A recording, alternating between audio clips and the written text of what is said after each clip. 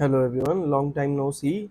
Let's continue where we left, and we have already completed till section number 44, and we have to continue from section number 44A. Let's read it out and figure it out what section number 44A says. Execution of decrees passed by the court in reciprocating territory. So ऐसे courts जो India के बाहर established हैं और जिनको अपनी decree जो है इंडिया में एग्जीक्यूट करवानी है, वो कैसे फंक्शन करेंगे, वो कैसे एग्जीक्यूट करवाएंगे अपनी डिग्री को, जो कोर्ट इंडिया से बाहर established है. What subsection first says where a certified copy of a decree of any of the superior court of any reciprocating territory has been filed in a district court. कोई court है जो कि India से बाहर है और superior court है, वो जब अपनी डिक्री भेजेगा किसी भी डिस्ट्रिक्ट कोर्ट में, इंडिया के किसी भी डिस्ट्रिक्ट कोर्ट में, the decree may be executed in India as if it had been passed by the district court. वो डिक्री ऐसे ही एग्जीक्यूट करवाई जाएगी जैसे कि वो डिक्री जो है उसी डिस्ट्रिक्ट कोर्ट ने इशू किया था. Is that okay? सो कोई सुपीरियर कोर्ट है जिससे हमारी अंडरस्टैंडिंग भी अच्छी है, उस देश से, उस कंट्री से हमारी अंडरस्टैंडिंग अच्छी है, और उस कंट्री में वो कोर्ट है, सुपीरियर कोर्ट है, सर्वोच्च कोर्ट है, और वो अपनी डिग्री एग्जीक्यूट करवाना चाहता है, तो उसने इंडिया में अपनी डिग्री को सेंड किया, और जो भी रीजन है वहाँ का जो डिस्ट्रिक्ट कोर्ट है उसको ऐसा ही ट्रीट करेगा मानो उसी डिस्ट्रिक्ट कोर्ट ने उस डिग्री को जो है इशू किया है. Now what subsection 2 says, together with the certified copy of the degree shall be filed a certificate from such superior court.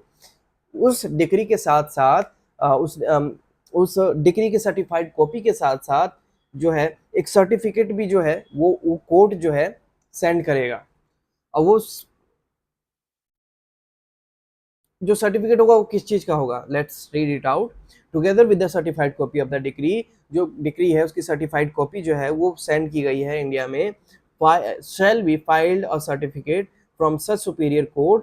और वो जो सुपीरियर कोर्ट है साथ में एक सर्टिफिकेट भी सेंड करेगी stating the extent if any to which the degree has been satisfied or adjust, and such certificate shall for the purposes of proceeding under this section be conclusive proof of the extent of such certification or adjustment. So basically उन्होंने एक degree send की execute करवाने के लिए, okay, उसके साथ ही साथ वो एक सर्टिफिकेट भी सेंड करेंगे जिसमें ये मेंशन होगा कि वो डिग्री कितनी एग्जीक्यूट ऑलरेडी करवाई जा चुकी है और कितनी करवाई जानी बची हुई है. फॉर एग्जाम्पल 100 रुपये का डिस्प्यूट है, सपोज 100 रुपये का डिस्प्यूट है. Now that court has send the degree कि ये एग्जीक्यूट करवा दो, उसमें साथ में उन्होंने एक सर्टिफिकेट सेंड किया जिसमें ये मेंशन था कि 50 रुपये का जो है डिस्प्यूट जो है वो ऑलरेडी एग्जीक्यूट करवा लिया गया है, क्योंकि 50 रुपये की प्रॉपर्टी वहाँ पर थी, बाकी 50 रुपये की प्रॉपर्टी जो है इंडिया में है, तो प्लीज़ इसको एग्जीक्यूट करवा दिया जाए. तो 50 रुपये का वहाँ पे हो गया, तो अब हम ये मान लेंगे कि if that court is saying कि 50 रुपये का ऑलरेडी एग्जीक्यूट हो गया है, तो हम मान लेंगे कि हो गया है, 50 रुपये ही बचे हैं ड्यू में, तो उसके एग्जीक्यूशन के लिए जो है फर्दर प्रोसीडिंग स्टार्ट हो जाएगी. Okay, so let's read it once again. Together with the certified copy of the decree shall be filed a certificate from such superior court stating the extent. ठीक है, वो जो सुपीरियर कोर्ट है ये भी एक सर्टिफिकेट के साथ हमें इन्फॉर्म करेगी कि कितना ऑलरेडी एग्जीक्यूट करवाया जा चुका है और कितना करवाया बचा हुआ है, और वो जो सर्टिफिकेट है उसको रीड करने के बाद हमें समझ में आ जाएगा कि इतना पोर्शन जो है ऑलरेडी कंप्लीट हो गया है, इतना रिमेनिंग है. If it is shown to the satisfaction of the court that the decree falls within any of the sorry, I have just diverted my route. We were here. For the purposes of proceeding under this section, be conclusive proof of the extent of the such satisfaction or adjustment. और वो जो है conclusive proof होगा कि हाँ ऐसा हुआ होगा. ठीक है. Now let's read subsection 3. The provision of section 47. Section 47 क्या कहता है पहले अभी. अब जब इसने provision की बात की है तो section 47 पे चलते हैं. Let's see what section 47 says. इसका प्रोवाइजो भी देखना पड़ेगा. प्रोवाइजो कहाँ है? प्रोवाइजो कहाँ है? There is no proviso, मतलब completely बात हो रही है. What section number 47 says? Questions to be determined by the court executing decree. वो क्वेश्चन जो कोर्ट के द्वारा डिटरमाइन किए जाएंगे, उस पर चिंतन किया जाएगा, फैसला किया जाएगा और सोचा जाएगा कोर्ट के द्वारा कि डिक्री एग्जीक्यूट करवाने से पहले कुछ क्वेश्चंस होते हैं ना जो माइंड में आते हैं कोर्ट के, तो वो कौन डिसाइड करेगा कि कैसे होगा. Let's read it out. All questions arising between the parties to the suit in which the decree was passed, all question arising between the parties to the suit in which the decree was passed, all questions arising between the parties, जितने भी questions है जो parties के बीच में arise हुए हैं, उत्पन्न हुए हैं, to the suit in which the decree was passed, उस केस में जिसमें डिक्री पास हुई है, और their representative and relating to the execution, discharge or satisfaction of the decree shall be determined by the court executing the decree and not by a separate suit. All questions arising between the parties, जितने भी question है जो बाद में arise होंगे, ठीक है, उस डिग्री से संबंधित, उस डिग्री से संबंधित जो कि किसी कोर्ट के द्वारा दिया गया है, पास किया गया है, और उस डिग्री के संबंधित अगर कोई भी रिलेटेड क्वेश्चन है, वो सेम उसी कोर्ट के थ्रू ही डिसाइड किया जाएगा, उसके लिए कोई सेपरेट सूट जो है वो फाइल करने की जरूरत नहीं है. All questions arising between the parties to the suit in which the decree was passed, जो दो पार्टी हैं और वो जिस केस में थे और जिस केस में होते हुए एक डिक्री जो है कोर्ट के द्वारा इशू किया गया, और उस डिक्री को लेकर अगर कोई क्वेश्चन अराइज होता है, तो वो जो है इसी जो कोर्ट जिसके पास डिक्री एग्जीक्यूशन के लिए गया हुआ है वही डिसाइड कर लेगा. इसके लिए फ्रेश सूट जो है वो फाइल करने की रिक्वायरमेंट नहीं है, सेपरेट सूट जो है वो फाइल करने की रिक्वायरमेंट नहीं है. And relating to the execution, discharge or satisfaction of the decree shall be determined by the court executing the decree, उस कोर्ट के द्वारा डिटरमाइन किया जाएगा जो उस डिग्री को एग्जीक्यूट करेगा, and not by a separate suit, और इसके लिए कोई सेपरेट सूट जो है फाइल करने की रिक्वायरमेंट नहीं है. इसका सबसेक्शन 2 जो है वो हटा दिया गया है. Subsection 3 says where a question arises as to whether any person is or is not the representative of a party, such question shall for the purposes of this section be determined by the court. इसके अलावा ये question जब arise होगा कि ये व्यक्ति जो है इस सूट से संबंधित पार्टी है या नहीं है, रेलेवेंट पार्टी है या नहीं है, ये कौन डिसाइड करेगा?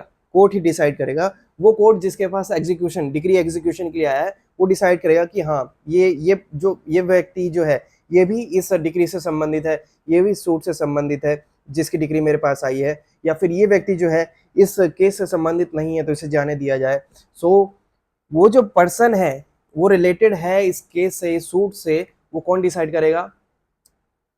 एग्जीक्यूशन करवाने वाला, उस डिग्री को एग्जीक्यूशन करवाने वाला court. Now explanation 1. For the purposes of this section, a plaintiff whose suit has been dismissed, कोई प्लेंटिफ है जिसका सूट जो है डिसमिस कर दिया गया है, and a defendant against whom a suit has been dismissed are parties to the suit. इसमें कोई दो राय नहीं है. अगर कोई प्लेंटिफ है और उसने सूट फाइल कर दिया और उसका सूट जो है डिसमिस हो गया, वो जो प्लेंटिफ है वो भी तो इसी केस से संबंधित है. वहीं same a defendant against whom a suit has been dismissed are parties to the suit. Against whom a suit has been, और वही ये जो प्लेंटिफ है इसका सूट डिसमिस हो गया, तो ये तो है ही इस केस से संबंधित, और जिसके अगेंस्ट में इसने सूट फाइल किया था वो भी इसी केस से संबंधित है. इसी केस में तो उसका नाम डाला, तो दोनों इसी केस से संबंधित हुए. तो ये उसकी बात कर रहा है कि वो ऐसे प्लेंटिफ जो है इस केस से संबंधित होंगे, वो ऐसे डिफेंडेंट जो है वो भी इस केस से संबंधित होंगे. किस केस से? जिसका जिक्र अभी जो है प्लेंटिफ ने किया है और उसको जो है कोर्ट की तरफ से डिसमिस कर दिया गया है.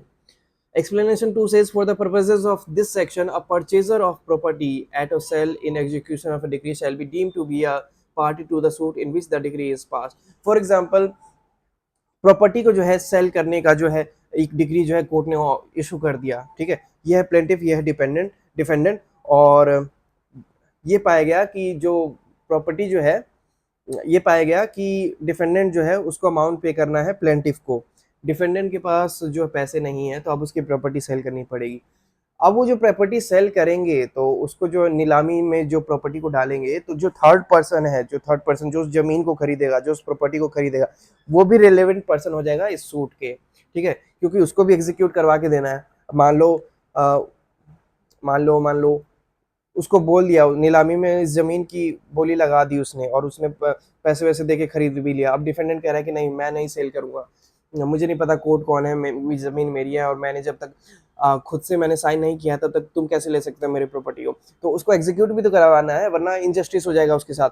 तो वो भी इस केस से जुड़ जाएगा और रिलेवेंट पार्टी हो जाएगा, ताकि एग्जीक्यूशन में ईजी हो, ताकि कोर्ट जो है डिफेंडेंट से उस व्यक्ति को वो प्रॉपर्टी जो है दिलवा सके. So what was the explanation 2? For the purposes of this section, a purchaser of property at a sale in execution of a decree shall be deemed to be माना जाएगा a party to the suit in which the decree is passed.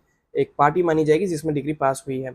Now what we say is in the same subsection 3, all questions relating to the delivery of possession, जितने भी possession को deliver करने से संबंधित प्रश्न है, पोजेशन यू नो ना, possession मालिकाना हक वो देना, of such property to such purchaser or his representative shall be deemed to be the question relating to the execution. और जितने भी क्वेश्चन है उस व्यक्ति को जमीन दिलाने से संबंधित, ये भी जो है उसी सूट का जो है पार्ट माना जाएगा और एग्जीक्यूशन का पार्ट माना जाएगा. ठीक है. डिस्चार्ज और satisfaction of the degree with in meaning of this section. Execution का, डिस्चार्ज का, उसको सेटिस्फाई करने का, सब उस डिग्री से संबंधित माना जाएगा. So this was section number 47. Questions to be determined by the court executing decree. तो जो कोर्ट है जो एग्जीक्यूट करवा रही है डिक्री, वो चाहे तो कौन कौन से क्वेश्चन जो है डिटरमाइन कर सकती है, डिसाइड कर सकती है. ठीक है. This was section number 47. इसका जिक्र आया था, रेफरेंस आया था इसका सेक्शन नंबर 44 में. कहाँ पे आया था? The provision of section 47. Now read the subsection 3. The provision of section 47, जो सेक्शन 47 के जो प्रावधान है, जो भी पॉइंट्स उसमें मेंशन है, shall as from the filing of the certified copy of the decree apply to the proceeding of a district court executing a decree under this section. तो जो भी वो उसमें पॉइंट ऑफ व्यू है वो सब यहाँ पर इम्प्लाई हो जाएगा.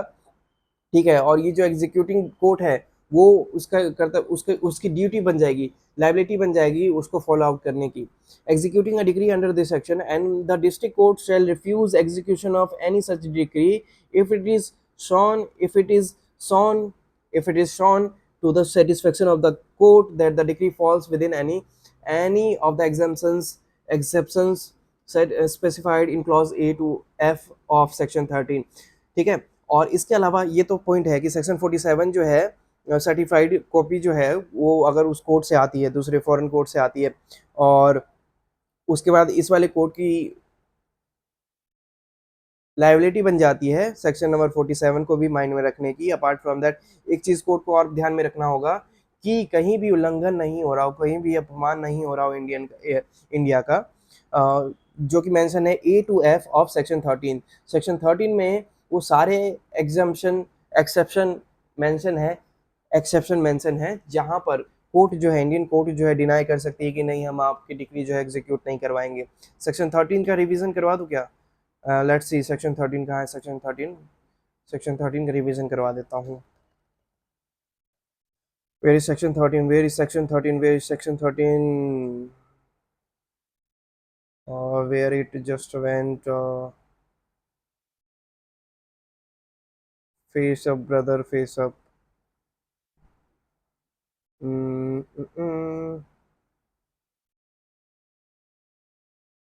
This one is section 13. When foreign judgment not conclusive.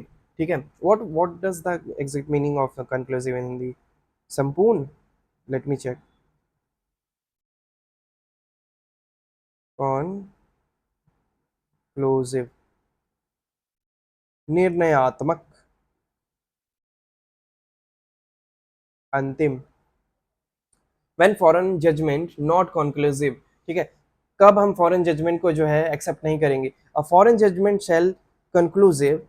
shall be conclusive as to any matter thereby directly adjudicated upon between the same parties or between parties under whom they or any of them claim litigating under the same title except. तो इसमें ये माना जा रहा है कि अगर foreign judgement जो है, जो सेम पार्टी के जो इंडिया में है, जो इंडिया में सूट फाइल करने आए हैं, और उस वाले फॉरेन जजमेंट का जो है सर्टिफाइड कॉपी दिखा दी गई कि ये जो सूट है वहाँ पर भी चला हुआ था, दो सेम टाइटल के ऊपर था, सेम पार्टीज थी, तो ये कोर्ट जो है मान लेगी कि हाँ फॉरेन कोर्ट में भी है, ये जो डिस्प्यूट है डिसाइड किया गया था.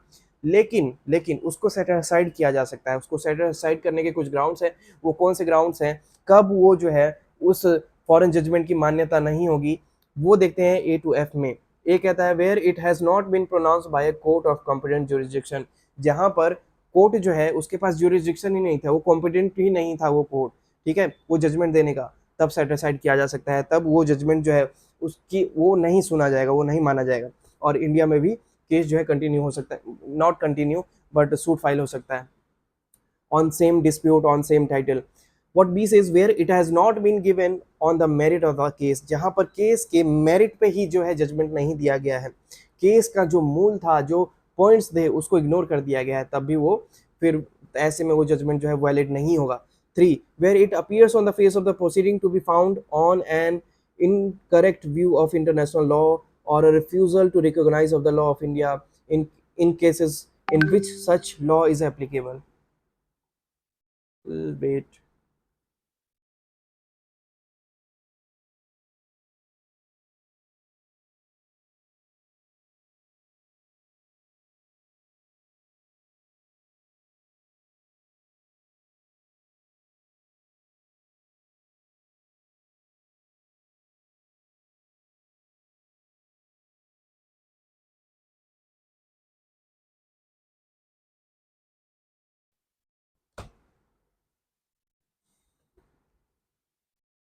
वेयर वी वर लाइक अगर कोई इंटरनेशनल लॉ जो हैं उसके उसको इग्नोर कर दिया गया है, और इंडिया की जो लॉ है उसको भी इग्नोर कर दिया गया है, उसको रिस्पेक्ट नहीं मिला है, और उसके बावजूद उसका कुछ अपोजिट अगर वैसे कोई पॉइंट्स है जो कि इंडियन लॉ के अपोजिट है, अगेंस्ट में है, तो वैसा कोई जजमेंट है उसको भी वैलिड नहीं माना जाएगा, उसको भी सेट असाइड कर दिया जाएगा, और जो फ्रेश सूट जो है वो फाइल किया जा सकता है।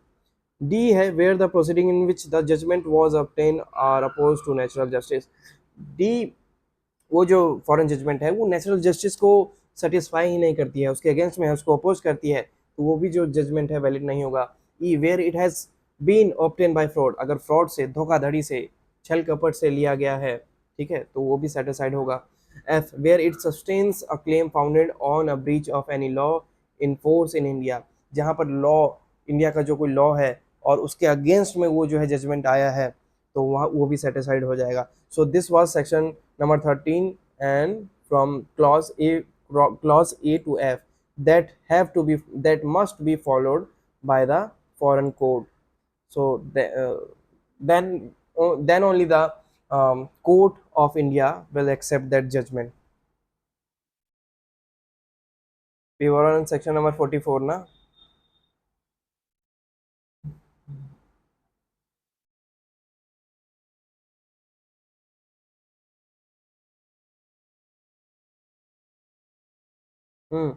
We were on section number 44 subsection 3, जिसमें हमने रीड किया सेक्शन नंबर 47। सेक्शन नंबर 47 में क्या था कि जो what was the word for it, let me check.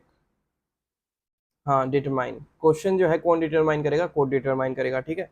उसके बाद let's read it once again. The provision of section 47 shall, as from the filing of the certified copy of the decree, apply to the proceeding of a decree court executing a decree under this section, and the district court shall refuse execution of any such decree if it is shown to the satisfaction of the court that the decree falls within any of the exceptions specified in clauses A to F of section 13। ठीक है, तो court को जो है, Indian code को section 47 का जो concept है वो तो माइंड में रखना ही है, क्वेश्चन डिटर्मिनेशन वाला, साथ में ए टू एफ अगर वो जो जजमेंट आया है एग्जीक्यूशन के लिए उसमें सेक्शन 13 का क्लॉज ए से लेके एफ तक का बीच में अगर कोई भी एग्जम्पशन, अपवाद देखने को मिलता है, कोई भी त्रुटि देखने को मिलती है उस जजमेंट में, तो वो फिर एग्जीक्यूटेबल नहीं होगा, उसको एग्जीक्यूट नहीं करवाया जाएगा। Explanation 1 reciprocating territory means any country। what is reciprocating territory, ये हमने यहाँ पे रीड किया ना, reciprocating territory, इसका मतलब क्या होगा। यहाँ पर एक्सप्लेनेशन 1 में रेसिप्रोकेटिंग टेरिटरी की का मतलब मेंशन है, मींस एनी कंट्री, कोई भी कंट्री और टेरिटरी आउटसाइड द इंडिया, जो कि इंडिया के आउटसाइड है, which the central government may by notification in the official gazette, जो सेंट्रल गवर्नमेंट ने एक ऑफिशियल गैजेट में नोटिफिकेशन के through declare to be a reciprocating territory for the purpose of this section. Court ने, central government ने जो है एक ऑफिशियल गैजेट के थ्रू, उसमें नोटिफिकेशन के थ्रू जो है मेंशन किया है कि हाँ ये जो टेरिटरीज हैं, ये जो कंट्रीज हैं, ये हमारी रेसिप्रोकेटिंग टेरिटरी है, मतलब इनसे हमारी अच्छी बातचीत है, तो इनका जो अगर कोई डिक्री विक्री आती है तो उसको एग्जीक्यूट करवा देना। For the purpose of this section, and superior court with reference to any such territory means such court as may be specified in the said notification। और सुपीरियर कोर्ट मतलब वो कोर्ट होगा जो कि स्पेशली मेंशन होगा उस notification में official gazette के। Now explanation number 2, decree. Decree with reference to a superior court means any decree. अब यहाँ पे डिग्री का क्या मतलब है, ठीक है।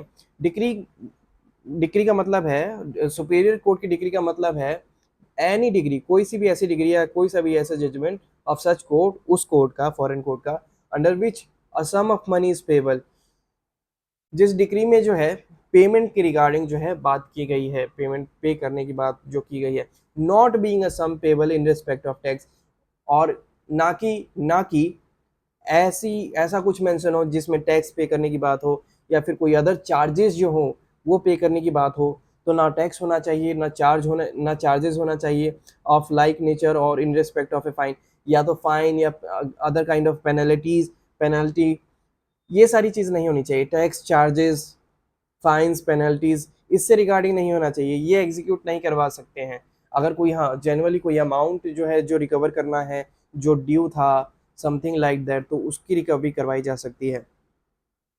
But shall in no case include an arbitration award.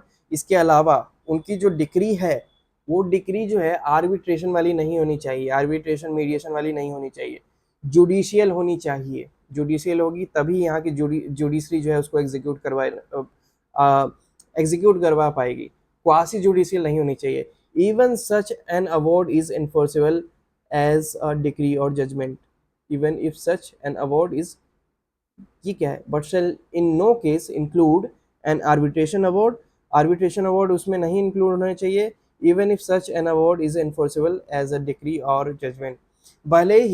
भले ही वो जो आर्बिट्रेशन अवार्ड है वो एज अ डिक्री और जजमेंट ही आया हो, लेकिन just because it is from arbitration it doesn't mean कि उसको एग्जीक्यूट करवाया जाएगा, वो प्रॉपर जुडिशियल ही होना चाहिए, ठीक है। तो कोई आर्बिट्रेशन का कोई ऐसा ऑर्डर है, कोई ऐसी डिक्री है जिसको वाकई में डिक्री या जजमेंट वो मानते हो, लेकिन हम नहीं मानेंगे। हम किसको मानेंगे, जो वाकई में जो सुपीरियर कोर्ट है, जो जुडिशरी जो है वहाँ की, और उनका जो सुपीरियर कोर्ट है और वो चाहता है एग्जीक्यूट करवाने के लिए, और वो ऐसी डिग्री चाहता है एग्जीक्यूट करवाने के लिए जो कि फाइन से संबंधित ना हो, पेनल्टी से संबंधित ना हो, टैक्स से संबंधित ना हो, अदर चार्जेस से संबंधित ना हो, जो कि आर्बिट्रेशन से संबंधित ना हो एग्जीक्यूट करवाने के लिए, तो इन सबको छोड़ के अगर जुडिशरी है, सुपीरियर कोर्ट का है, तो एग्जीक्यूट करवा दिया जाएगा। So this was mention in explanation number 2। Now let's move on section 45, execution of decrease outside India. अब ऐसी डिक्री जो कि आउटसाइड जाती है इंडिया से एग्जीक्यूशन के लिए। सो much of the foregoing section of this part as empower a court to send a decree for execution to another court, so much of the foregoing section of this part as empower a court to send a decree for execution to another court shall be construed as empowering a court in any state to send a decree for execution to any court established by the authority of the central government outside India, to which the state government has by notification in the official gazette declared this section to apply।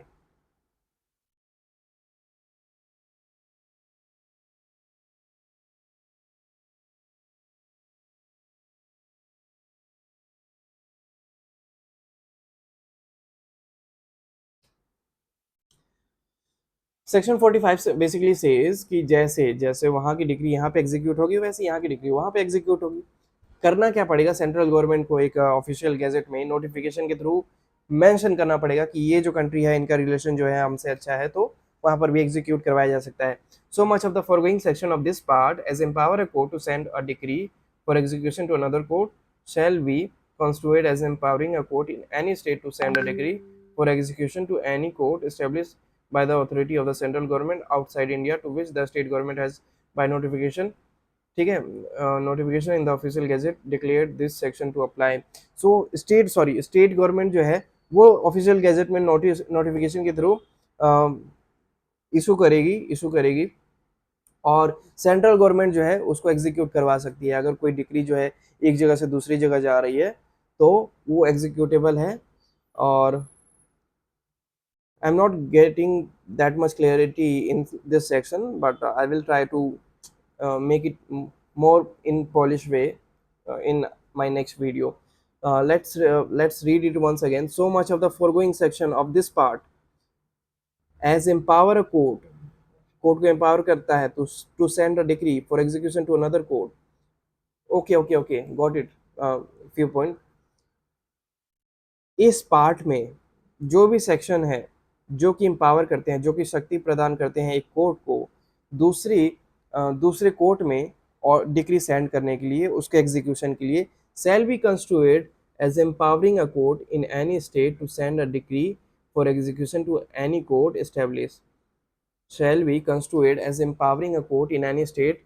हाँ, वो उस court को power देती है उस degree को execute करवाने के लिए, क्यों एग्जीक्यूट, नॉट पावर बट एक काइंड ऑफ परमिशन देती है कि हाँ एग्जीक्यूट करवाया जा सकता है। ये स्टेट दे रही है दूसरी स्टेट को एक डिग्री जो है एग्जीक्यूट करवाने के लिए परमिशन दे रही है, ठीक है, कि हाँ एग्जीक्यूट करवा दीजिए इसको। Constituted as empowering a court in any state to send a degree for execution to any court establish by the authority of the central government outside India. Outside India मतलब जो दूसरा कोर्ट है वो India से outside होना चाहिए, to which the state government has by notification in the official gazette declare this section to apply. जहाँ पर स्टेट गवर्नमेंट ने मेंशन किया हुआ है कि हाँ अगर इस प्लेस पे अगर जाता है, इस प्लेस का कोई इशू है, तो वहाँ पर जो है डिक्री सेंड की जा सकती है एग्जीक्यूशन के लिए। Okay, so this was section number 45।